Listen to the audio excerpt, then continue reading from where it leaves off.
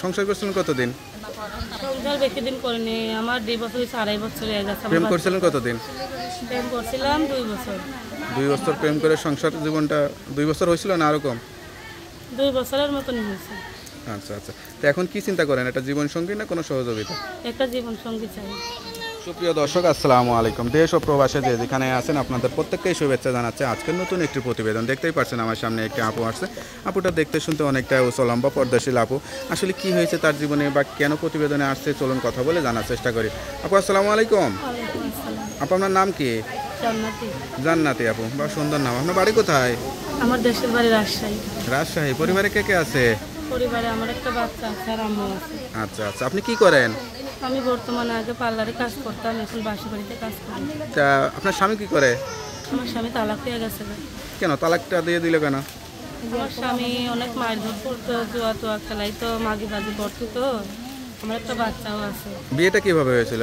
বিয়েটা মোবাইলের মাধ্যমে প্রেম করে বিয়ে হয়েছিল। তো এখন কি বুঝছেন যে প্রেম করে বিয়ে করাটা ভুল হয়েছে? না, ভুল হয় না, মানুষের জীবনে ভুল হইতেই পারে। আচ্ছা, সংসার করছিলেন কতদিন?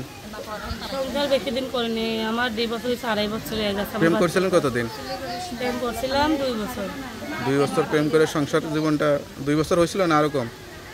2 বছরের মতনই হয়েছে। আচ্ছা আচ্ছা, তো এখন কি চিন্তা করেন, একটা জীবন সঙ্গী না কোনো সহযোগিতা? একটা জীবন সঙ্গী চাই। তো জীবন সঙ্গী চাইলে তো মানুষ একটু চেহারা দেখতে চায়, মুখটা ঢেকে আসছেন কেন? মুখটা দেখাইছে, আমি চেহারাটা তাকিয়ে দেখাবো যার সঙ্গে আমার জীবন সঙ্গী হবে। না, একবার তো বিয়ে হয়েছে, শ্বশুর বাড়িও গেছেন, সংসার করছেন, সবাই তো চেহারাটা দেখছে।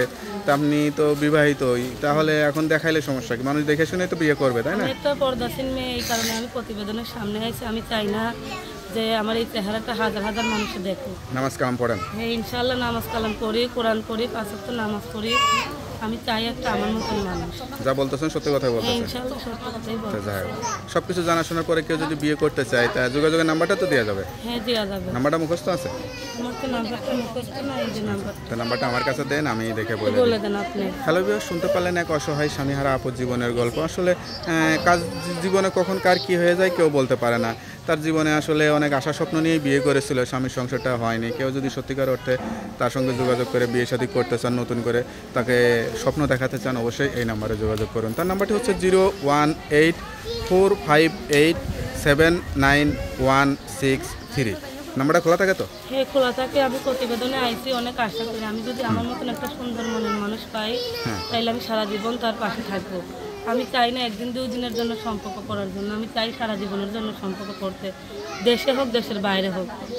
অনেকেই আছে ফোন দিয়ে 5 মিনিট 10 মিনিট কথা বলে, আমার সঙ্গে কথা বলে কিছুক্ষণ আরেকটা মেয়ের সঙ্গে কথা বলে। আমি সেই রকম মানুষ চাই না, যে আমার পাশে সারা জীবনের জন্য থাকতে পারবে, আমি সেই রকম মানুষ চাই। তোকে আপনি ভালো থাকেন, দোয়া করি। আসসালামু আলাইকুম।